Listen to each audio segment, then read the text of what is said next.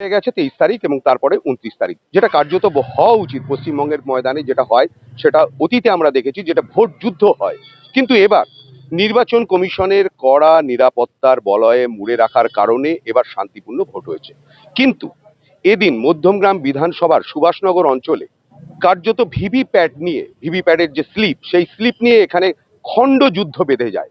আমরা প্রথম এই ছবি দেখিয়েছিলাম যে ভিভিপ্যাট পড়ে আছে রাস্তার ধারে, যেখানে সাধারণ মানুষ শৌচকর্ম করবে সেই জায়গায় পড়ে রয়েছে ভিভিপ্যাটের স্লিপ।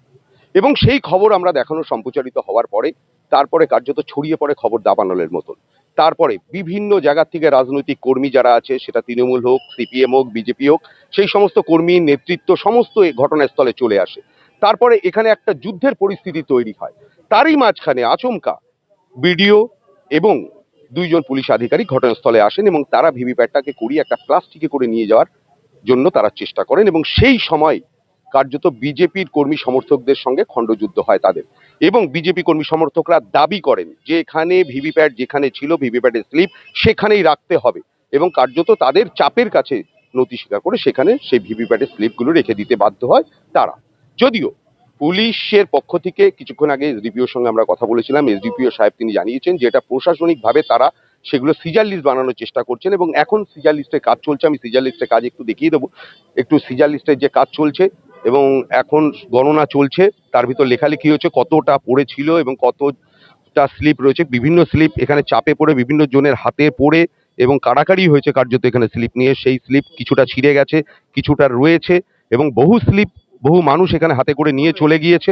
এখানে পড়েছিল প্রায় 1000 মতন স্লিপ এবং সেই স্লিপের মাঝখানে এখন যেটুকুনি পড়ে আছে তার অবশিষ্টাংশ পড়ে রয়েছে। সেই অবশিষ্টাংশ সেগুলো কুড়িয়ে এখন গণনা করার চেষ্টা হচ্ছে। থেকে এখন একটা জিনিস বলা যেতে পারে যে এখানে যে খণ্ডযুদ্ধ হয়েছে সেই খণ্ডযুদ্ধ, এক পক্ষ ছিল তৃণমূলের যারা কর্মী সমর্থক, তারা জয় বাংলা স্লোগান দিচ্ছে একদিকে স্লোগান দিচ্ছিল বিজেপিটা, তারা তাদের যে স্লোগান জয় শ্রীরাম, সেই জয় শ্রীরাম স্লোগান দিচ্ছিল। এবং তারপরে এখন প্রশাসনের কর্তা ব্যক্তি সবাই এখানে এসে উপস্থিত এসেছে। কেন্দ্রীয় বাহিনী আসার পরে তারা এখানকার ভিড় সরিয়ে দেয় এবং ভিড় সরিয়ে দেওয়ার পরে এবং ঘটনাস্থলে একের পর এক নেতৃত্ব এসেছেন। সেখানে অর্জুন সিং এসছেন, দীনাঙ্কুর ভট্টাচার্য এসছেন, গার্গী চট্টোপাধ্যায় এসছেন এবং তারপরে লকেট চট্টোপাধ্যায় তিনিও এসেছেন।